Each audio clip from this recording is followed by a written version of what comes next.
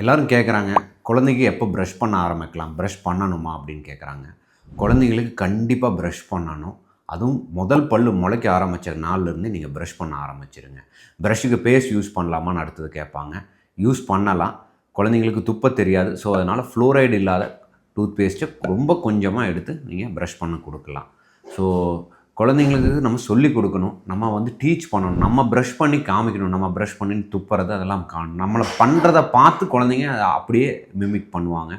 So, அவங்கள force பண்ணி brush பண்ண வைக்கிறதுக்கு முன்னால் நம்ம ஃபஸ்ட்டு ப்ரஷ் பண்ணி காட்டணும் அவங்களுக்கு. அப்புறம் அவங்களுக்கு என்ஜாய்மெண்ட்டாக இருக்கணும். ப்ரஷ் பண்ணும்போது அவங்களுக்கு கதை சொல்லி, நம்ம கொஞ்சம் டைமை என்கேஜ் பண்ணணும். 2 நிமிஷத்தில் கடகடன்னு ப்ரஷ் பண்ணிவிட்டு நம்ம வர மாதிரி குழந்தைங்களுக்கும் ப்ரஷ் பண்ணி ரெடி பண்ணணும்னு நம்ம நினைக்கக்கூடாது. அவங்க அதுக்கு பழக்கப்படுத்தணும். ஸோ, ப்ரஷ் பண்ணலைன்னா என்ன ஆகும்னு பார்த்தீங்கன்னா, குழந்தைங்களுக்கு பார்த்தீங்கன்னா ஒயிட் ஸ்பாட்டி லீஷன் சொல்லுவோம். பல்லில் வெள்ளை வெள்ளையாக படலம் மாதிரி படிய ஆரம்பிக்கும். அதுதான் ஏர்லி சைன்ஸு. அதை அப்படியே நம்ம ட்ரீட் பண்ணாமல் விட்டோம் அப்படின்னா அடுத்தடுத்து சொத்தை பெருசாகிறதுக்கான சான்சஸ் அதிகமாக இருக்கும்.